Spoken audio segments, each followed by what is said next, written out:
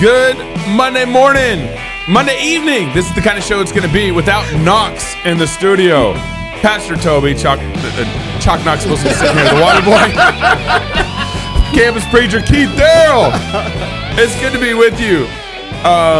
We don't normally talk about our private lives on the show, but actually, Knox's son has had serious concussions for about a year almost, and so he's actually down in Salt Lake, Utah, getting help down there. So be praying for him. He only had a couple of concussions. He's been suffering the effects of them for the last year. Yeah, he hasn't been having concussions. For No, it's not regular occurring event. Just wanted to clarify that. So be praying for his son. 12-year-old boy, kind of going through this. It's get some treatment. Appreciate your prayers and all that. We got Brandon Huber coming up actually on the show, and Brandon Huber's a real estate agent, pastor, and getting in trouble in Montana regarding his Christian beliefs. So stay around for that. We have, if you guys didn't pay attention to this last week, the Inflation Reduction Act passed the Senate. Keith, get the smirk off your face. The Inflation Reduction Act passed the Senate, and it was actually Kami Harris was the one that tipped it over to that 51%. Yeah. And if you guys haven't been following, this is actually kind of David Bahnsen thinks economically it's a nothing burger. Okay. But there's still some major significant problems with the bill. But first, I want you guys to hear kind of Ted Cruz's summary of this bill. Senator from Texas, Mr. Cruz, proposes an amendment numbered 5263 to amendment numbered 5194. Madam President, there are a lot of bad things in this bill, but few are worse than the proposal by Democrats in this bill to double the size of the IRS and create 87,000 new IRS agents.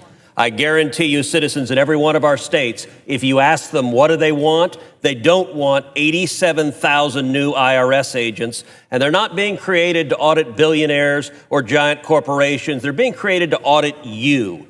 The House Ways and Means Committee, the minority, has put out an estimate that under this bill, there will be 1.2 million new audits per year, with over 700,000 of those new audits falling on taxpayers making $75,000 or less. I believe personally we should abolish the IRS, but at a minimum, we shouldn't make the IRS larger than the Pentagon, the State Department, the FBI, and the Border Patrol all combined. That's what the Democrats are proposing here. It is a terrible idea. If you don't want 87,000 new IRS agents, vote yes. This is like Robin Hood. Who's the good guy in this one? Who's Robin Hood? They're hiring 87,000 more tax collectors. Yeah, like the bad sheriff of Nottingham. Yeah, like that's did nobody watch Robin Hood? The cartoon Robin Hood when they were little? I do think Ted Cruz math just a little off on this. 87,000 new IRS agents that they're going to spend on the IRS, $80 billion over the next 10 years on the IRS. But even if they do hire 87,000 new IRS agents, actually maybe this productivity wouldn't be that bad. Ted Cruz also claimed that it would only be $1.2 million in additional audits. That's terrible. That's just terrible. I agree with you. It's terrible. You but like that'd be audits, don't you? No. You want to get audited? Don't shoot your guns at me. You like this bill. You voted for it, didn't you? No, I did not. This bill also creates a 15% corporate minimum tax rate. Yeah. I texted David Bahnsen about this, and he said Kristen Sinema, the senator out of Arizona, actually gutted that. So that's not in there. What it's saying, it's in there, but it doesn't have an impact because of how people can do the loopholes and taxes in it. So Kristen Sinema took that out, so it doesn't really have an impact there. It's going to also spend more on drug price reform. So helping Medicaid, Medicare recipients. Why can't they just let the free market make drugs cheaper? If you stop regulating it, roll back the FDA and all the regulations, and then let them compete. That's how prices go down. I don't know how Knox handles this. Yeah, like both me and you are like looking at him like it's his fault. It's your fault. It's your fault. What did you do this for? No, I didn't vote for the Inflation Act. It's going to add to fix the Affordable Care Act. Oh, right. So you remember they're going to fix it. They're going to fix it. What's the fix? It was a perfect bill. So, they're going to add more subsidies. So apparently in the Affordable Care Act, there's going to be subsidies that were going to expire and they extended them through 2025. For like green stuff and enviro-fascism stuff? Actually, up to 3 million could lose their health insurance if these subsidies aren't extended, This according is to the U.S. Department of Health and Human Services. Affordable Care Act stuff. Yeah, this is more. Yeah, I saw on CNN this morning that they were touting that this was a great victory for environmentalism. Yeah, Which I thought was hilarious. Because the Inflation Act. Thank you for bringing that up. Because it's going to work on energy security and climate change investments. So this, according to Forbes, will help inflation. This is according to Forbes. The bill includes numerous investments in climate protection. Climate protection. What's that? Including tax credits for households to offset energy costs, investments in clean energy production, and tax credits aimed at reducing carbon emissions. They're always trying to reduce carbon emissions. How in the world is this going to reduce any inflation? Well, so this, what is it? The CDC? No. The Congressional CBO. Budget The Office, CBO. Congressional There we go. Budget Office. Thank you, Carter. Carter's like 0. Oh, office. They actually did analysis on it, and it insignificantly either way, it wasn't going to increase or decrease inflation. So someone should sue them for lying. Yeah, well, it's the bottom line is like, what's inflation? Right. It's an increase of money supply. So it's like, Wait. I thought we were.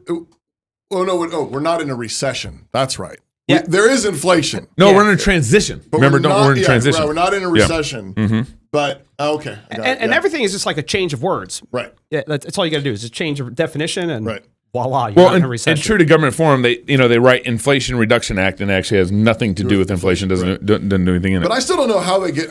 I mean, you don't reduce inflation by spending more money. Right. Well, That's what those 88,000 agents are going to do. They're going to go get that more money. So we're not actually spending more. We're just they're collecting. going to take it. No, what's actually, out they're going there. to take money out of the economy and give it more to the government, which Right. also Which is, doesn't. again, Which it actually control- increases inflation. Yeah, when you do that. And the only way, remember, we've talked to David Bonson a lot about this. The only way to really reduce inflation is have babies and get more productive in the economy. Yeah. Be more productive. Make stuff, build stuff. Yep. Actually have goods and services. And that works on inflation and deflation. Right. So it actually works on both sides of the coin with, Then you with this just get problem. inflation. Yep. Inflation. Deflation. No, you get fruitfulness. Okay, fruitfulness. All right, home.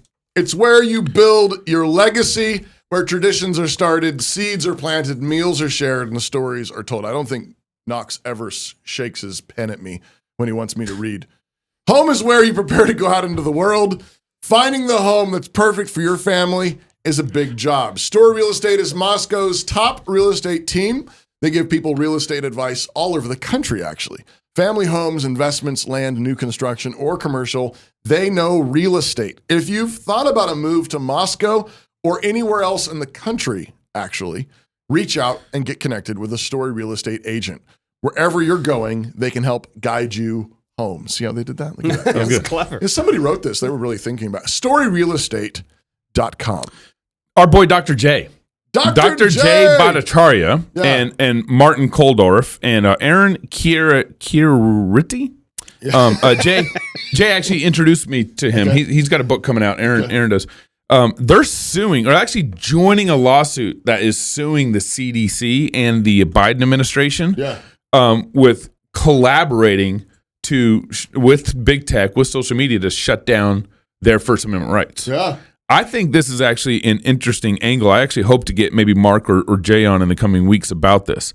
So they're alleging the CDC and the Department of Homeland Security worked with big tech companies to censor them, particularly the doctors allege that they were censored on social media, which is they were. Right. Yeah. Mark Koldorf, I think, was down. He was kicked off Twitter for a while, and they're doing this with the new Civil Liberties American Alliance, NCLA, and this is what the NCLA had to say about this. They're joining the state of Missouri and Louisiana, so apparently it's a joint state lawsuit that they're joining, representing renowned epidemiologists and co-authors of the Great Barrington Declaration, Dr. J, Martin Koldorf, and Dr. Aaron. And Jill Hines, so another fourth person in there. So they're suing them, according to NCLA, that social media platforms acting at the federal government's behest repeatedly. What? No, it's just insane. Like, Yeah. operate at the federal government's behalf. Yeah. Yeah. Yeah, that's right. Repeatedly censored NCLA's clients for articulating views on those platforms and opposed to government-approved views on COVID-19 restrictions. Yeah. And if you guys remember, Dr. J was aware of who was the evangelical star boy, flower child? Francis Collins. Francis Collins. Oh yeah, Mr. Rick Warren.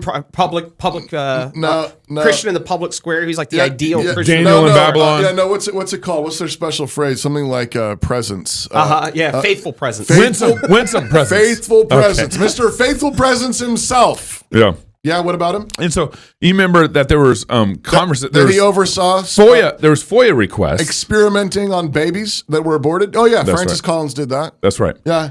And Dr. J became aware of, I think it was through FOIA, a request of Collins and Fauci and Dr. Birx Gain of function. saying, we need to come up with a response to the Barrington Declaration. That's right. Remember that? Remember that too. And then there's the CDC has they have documentation that the CDC directly worked with the Homeland Security to censor them through Twitter. Right. So it's interesting that the government is using social media, which we know they're using, but that the actually collaborating with them, openly. But private citizens like Dr. J can sue them on behalf of the First Amendment rights because the First Amendment was directly involved to this. Absolutely. I hope they win. We got to follow that story and And I want to talk to one of them. We'll get them on the show and everything. Dr. J. This is actually, I think, very important for all of us in the next 50 years of battle and all this. Right. I'm not surprised, and I'm not shocked at all that people in the high up. I mean, what was the whole thing with Russian collusion? Wasn't there like FBI getting things published in the newspaper so that they could Yahoo News broke it and all that stuff, so that they could bring that to get their that's right. Their court order and everything. Yep, and this is why you guys got to come to our Fight Laugh Feast conference. We got Megan Basham coming to do a live show with us. Dr. George Gilder coming. And Dr. George Gilder coming. But Megan Basham, we're going to do a live show with her and a couple other guests to be mentioned, to be announced soon, and to talk about journalism, lies, and propaganda, which nice. Way to go, production crew. They threw that right up. Yeah, lies, propaganda, storytelling, and the serrated edge. All right, that's the wrong one. I don't like that one. Let's do this one. That wasn't a good one either. There we go. This is good. Next, we got... I like the first Pastor one Brandon Huber coming up. Is he a pastor and a realtor? He's a pastor and a realtor. I mentioned that in our show notes. Yeah. Stick around. Right. This is Cross Politic. Hi, I'm Robert Borton, CEO of Classical Conversations, the world's largest classical Christian homeschooling community. I'm launching a new podcast, Refining Rhetoric. If you like cross politics or just listen to hear what crazy stuff they're saying today, you will enjoy Refining Rhetoric. You can find us on your favorite podcast platform. I practice the 15 tools of learning by interviewing great guests, looking at current events, and talking about cryptocurrency.